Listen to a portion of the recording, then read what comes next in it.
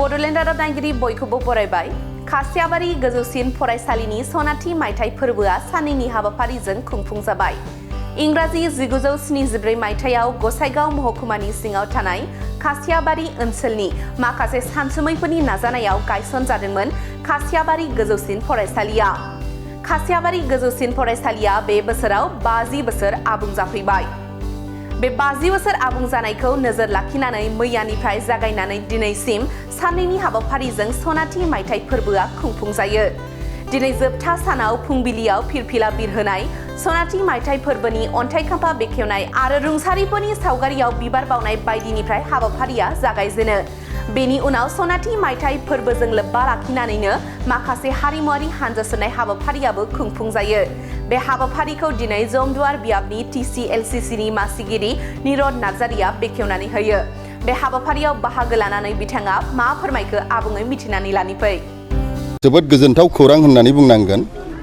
जोंनि खासियाबारि हालामनि ओनसोलनि जे नायल' जाल' गंसेल' जेनेबा खासियाबारि हाइ स्कुल, बे हाइ स्कुला 1974 मायथाइयावनो जोंनि ओनसोलनि माखासे मेलेमजिबि बिथांमोननि दैदेननायाव मानगोनां गाहाय फोरोंगिरि हिसाबै बे ओनसोलनिनो सासे मुख'जाथाव मानगोनां अमर सिं कच सारखौ गाहाय फोरोंगिरि महरै गायसननानै फैयै फैयै दिनै 2024 मायथाइ मोननाय लोगो लोगो 50 बोसोर जाफैबाय।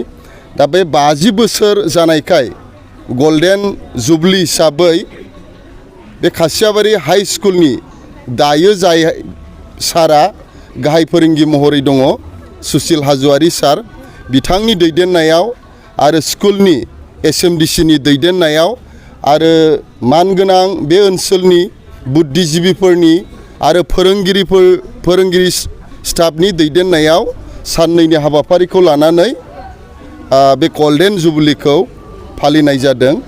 आरो बे गल्डेन जुबलीजों लोब्बा लाखिनानैनो मोनसे हाबाफारि, बे हाबाफारियानो जाहैबाय कालचारेल रेलि, हारिमु हानजा सुरनाय हाबाफारि।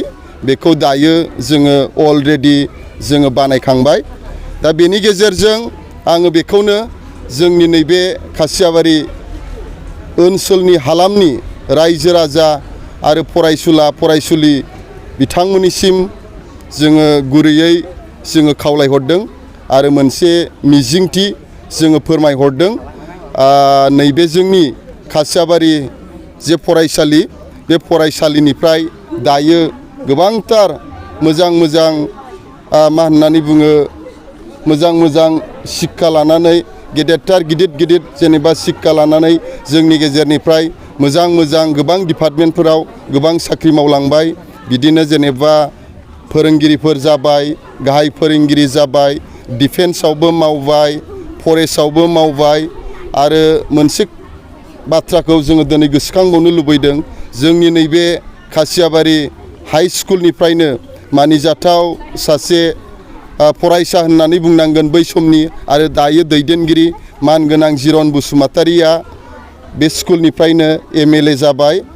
आरो बे रेलिनि गेजेरजों जोङो बेखौनो कामना खालामबावदों, जाहाथे फैबाय थानाय समफोराव, फैबाय थानाय जेनेरेसनाव जाहाथे मोजां मोजां फरायसाफोरा बे फरायसालिनिफ्राय उजिबावो, सोमजिबावो, जोङो बेखौ मिजिंथिदों।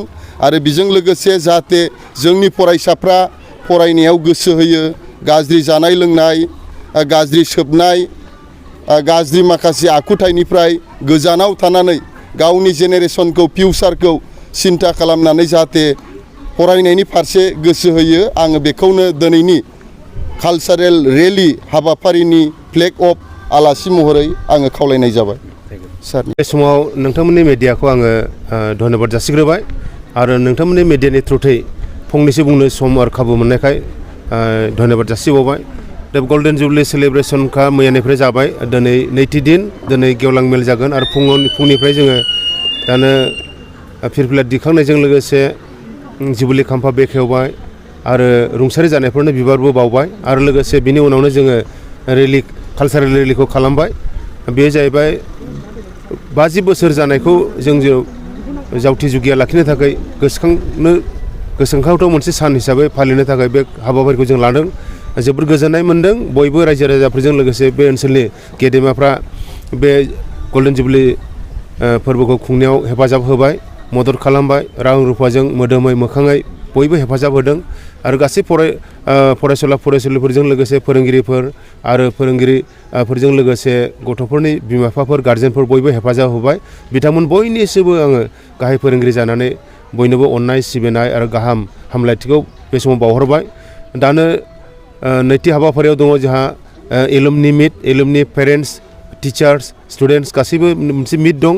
बेखौ जों गुसुङै दा सम हास्लाबैखाय जों गुसुङै फोजोबसिगोन आरो बिनि उनावनो 12थानि उनाव जोंहा गेवलां मेल दं। बे गेवलां मेलावहाय जोंनि बिटिआरनि चिफ प्रमद बर' बिथाङा लोगो लाफैगोन आरो बिथांजों लोगोसे इएमफोर दङ आरो गोबां गेदेमाफोर बेयाव लोगो लाफैगोन। बेनिखायनो बे हाबाफारियावबो आं खावलायनो सानदों बयबो जाहाथे लोगो लाफैयो आरो बे गल्डेन जुबलि सेलेब्रेसनखौ जाफुंसार होयो। बेखौनो मिजिंथिनानै आंनि बुंनांगौ बाथ्राखौ एसेखिनिखौनो बुंनानै दोनबाय। गोजोन्थों।